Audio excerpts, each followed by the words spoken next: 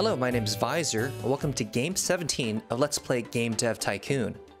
Last episode, we made our own self-published medium game, and it's going to do pretty well. This episode, we're going to start with a firing. Not because anyone did anything wrong, but our staff is full right now, and we need to get rid of somebody who's irrelevant and fill it with somebody who's better. So who do you think it's going to be? Is it going to be Kelly? Strangely enough, no. Now that might seem weird to you since Kelly's stats seem pretty bad, but in terms of research points, Visor has the highest at 408, Erica has the next highest 394, and Kelly has the third highest at 375. Compared to Ryan, or Marcus Ryan, she's 100 or more points ahead of them both. So since I need research points right now, I just can't get rid of Kelly. And my need of research points is also why I've only trained her on speed and research, which of course explains her mediocre design and technology levels. Which means the person we're actually going to fire is Ryan. Because if you compare Ryan with Marcus Ryan, you'll notice Marcus Ryan is pretty much better than Ryan in every way. Yeah, he's a little behind in research, but he can catch up pretty easily. Everything else, speed, design, technology, Marcus Ryan is better in every way. Plus, he's cheaper, so we might as well just keep Marcus Ryan and get rid of Ryan. Alright, so let's pick fire. Are you sure you want to fire? Yes. And we're going to fill the position. I still want somebody who's a little more balanced. So we're just going to do game demo and we're going to spend 100K again. While this is going on, let's do some research. Quite a lot of features that I want in our next game engine. Now, I do want to do a game engine because, well, we need to level up our graphics. And we can't level up graphics without a new game engine. It's just something that's required to be done. But at this point, we haven't really researched enough new features to justify a new game engine yet. So I might wait on it for a little bit. As for this episode, I don't think I'll be doing a new topic.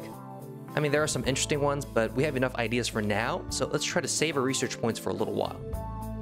Also, you might be wondering what happened to all our research points. Well, we actually gained a new training method. Basically, this seems to be related to G3.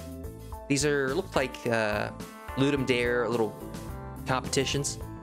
And you don't make any money off of them, but you do gain a lot more points. However, they also cost 10 research points each, which means it would take 50 research points to do single sessions for everyone, and 100 research points total. So I don't know if I'm going to keep doing the double sessions anymore. Other than that, let's wait for our next employee to come in. And actually, we should probably do some researching as well. Might as well get this out of the way. So for the next game, I probably want to do multiplayer. It'd be useful and it opens up a lot of options. Actually, we could get Eric to research something else as well. Maybe... I mean, ultimately, I do need to research 3D graphics. That's something I have to have for the next game engine. Okay, look at these guys. So the first guy was level 3. The other two are level 2. And looking at their stats... in terms of design and technology, the first guy is the highest of all of them. And in terms of speed, he's the slowest, but he's comparable. But the biggest difference is, of course, his research is like more than double of the other two. So obviously we got to hire the first guy. It's pretty straightforward, you know? But we also need to train him. Well, we need to do the staff welcome training anyway. So let's get that out of the way. And suddenly everybody's really low in efficiency. Oh, XCong's off the market. No big deal. I wonder if everybody's efficiency dropped because I brought in a new person. Because honestly, it doesn't make sense. I just got back Marcus and Erica from vacation. And Erica only researched one thing for me, but they both have low efficiency. That doesn't make any damn sense. Whatever, they're good enough. Let's make that next game. Now this time, I think we'll do a sequel. In terms of the games we have, we're not going to do Udon Hair. Think about a much older game that I thought was pretty interesting. Where is it? Nope, not this one. Well, this was an interesting game, but here it is. Bite the Bullet. This is our 4th game, and it kind of saved our company. Now, at the time, we did it as a history simulation game. Now, I don't really know how sequels work, but I kind of want to do this as, say, a hospital simulation game this time. So let's see if we're allowed to do that or not. I actually have no idea. For all I know, the topic is locked or something. Nope, it's not locked, so that's good. So it's interesting here. This does tell you whether you had a great combo. But we're not going to do a history simulation this time. We're going to do a modern remake of it, shall we say. a hospital simulation. Game engine, of course, is going to be our newer engine. What about platform, though? In terms of market share, PlaySystem's doing pretty damn well. Other option is Gameling, but I don't really want to do this game on a Gameling. Alternatively, we could also do it on the PC, which we know is great for simulation. Do we need more data? Well, in terms of market share, they're pretty close. And we have a lot more data on this. Let's go for the PC. Now, we do know for the PC, a mature game would work. Or should we stick to everyone? Hospital simulation. I think a simulation game. Do we have any information on simulation? Simulation is... Oh, there's no age thing for simulation, derp. Okay. Do we have anything about hospital? No. Well, of course, it's a new topic. Well, I guess we'll just bank on what we know about PC gaming. Simulation and a mature game will be good. And of course, it's going to be a medium-sized game. And as for the name, well, this is actually a game idea from Goth Sheep. His idea was it's going to be a hospital simulation called Bite the Bullet 2, Nail Biter. You play the night janitor when a hospital you work at is taken over by terrorists.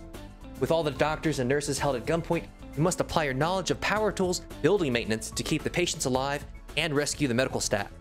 This almost makes me think of Die Hard.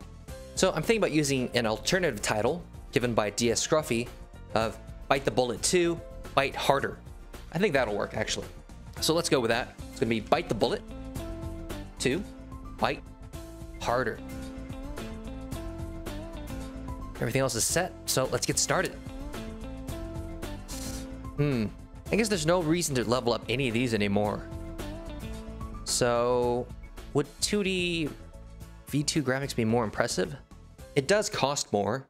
That usually means it's more impressive, right? Is that how life works? I don't know. Let's stick to 3D for now. Looks like almost everyone has recovered their efficiency, so that's good. Okay. So this is a simulation game. I would think gameplay and engine has to be important. Story and quests should not.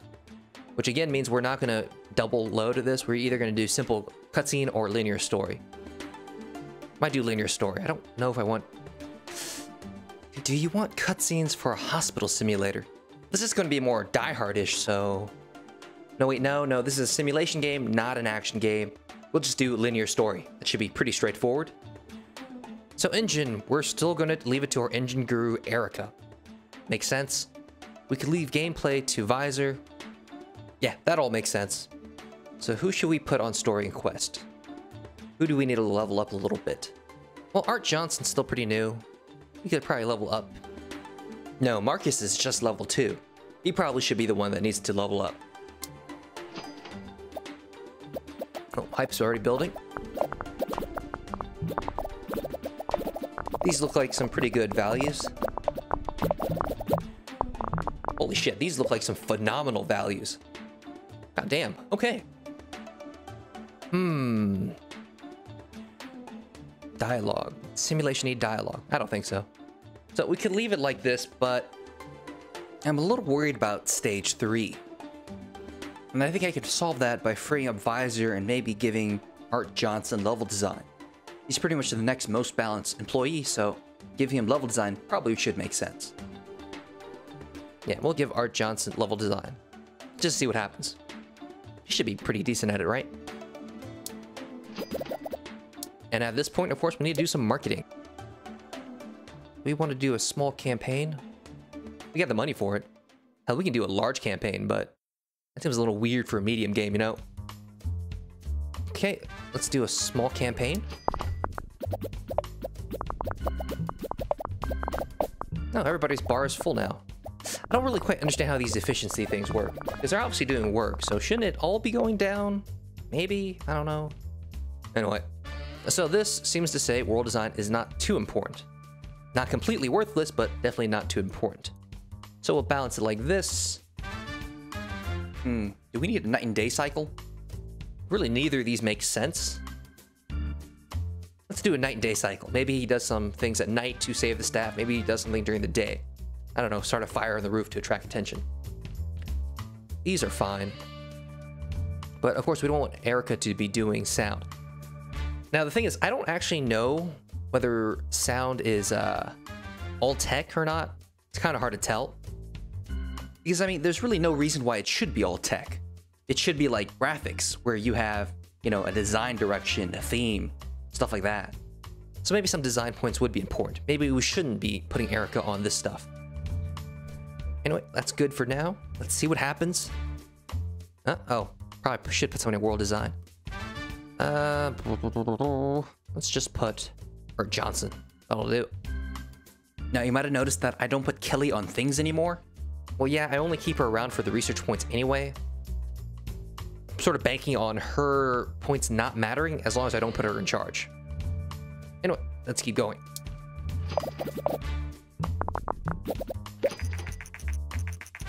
Oh, the TES64 is coming out. Oh man, we are not producing a lot of games for Generation, are we? I mean, I think we only did one game on the Super TES. That's about it. Oh well, we'll just try our best. Anyway, we're almost done, and we have a lot of points. That's looking pretty good. We also have a lot of bugs, though. 22 bugs? That's pretty high. But we got a full staff. We can work through all that. Question is whether it's stable. Because I'll always take a few more tech points if they give it to me, you know? That looks pretty stable now. Probably should just finish. Oh, nope. Other bug. There we go. Finish. Yep, new record in every way. It's a new combo. Oof, this should be interesting. All right, let's release the game. Let's see how well we did. Release a successful game in every 5 genre. Oh, okay. So this is going to be a successful game. That's pretty cool. Granted, I don't really know what is considered a successful game yet. Maybe a score of 8 is successful. Maybe just a score of 6 is successful. Who knows? But I'm hoping we did really well since we got a new record in design and technology. Anyway, oh look, more research. Stop giving me stuff to research. I already have enough for the next game engine. Well, we'll probably try to work this in. We might not do a training session for the next episode just because training's kind of expensive now, and I don't really have that many research points to spend. Additionally, I think I need to put a rule in place where, at most, every other game can be a sequel, because otherwise, really, I could make my next 15 games all be sequels, and that'd be kind of iffy, and I don't really like that idea. So we're gonna put in that restriction. At most, half the games can be sequels. Ideally, though, I want even more new IP. Anyway, enough about that. Let's go see the game review for Bite the Bullet 2.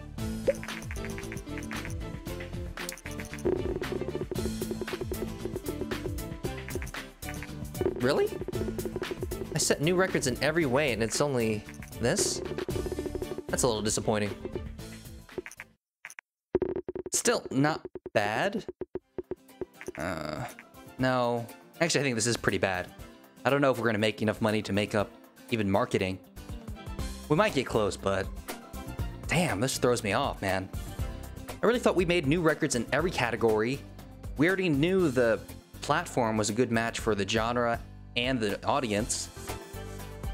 What the hell, man? I mean, surely Hospital Simulation has to be a good combo. All right, let's see the final game report and the final sales numbers. Well, the game report is extra frustrating. Not because there isn't a lot of data. We already had so much data, it makes sense they couldn't add much here. But Hospital and Simulation was a great combo. So at this point, we have great combo for the topic and genre, great combo for the platform and genre, and great combo for the platform and audience. What the hell went wrong? Additionally, there was this news thing about us making a sequel and how it was critically acclaimed. Really? A 6.75 is critically acclaimed? But it made a big deal out of technical innovation, so I'm thinking a new engine is important for sequels. Which is weird, but whatever, we'll follow the rules of this world. Now, at this point, if you know what went wrong, please don't tell me. If you want to try to guess along with me, go ahead, but this is something I have to try out and figure out. As for the final sales numbers, they weren't great. We made $1.6 million worth of profit, which is alright. I'm pretty sure that covers 1 year of salary at least. But still, we need to do better. This is not a good game in my opinion. On the plus side, I do think cost includes the marketing costs you spend. It just doesn't include the money you spend at G3. Anyway, next episode, we need to do better, but we'll be doing a non-sequel game. So until then, thank you for watching, and I hope to see you guys next time.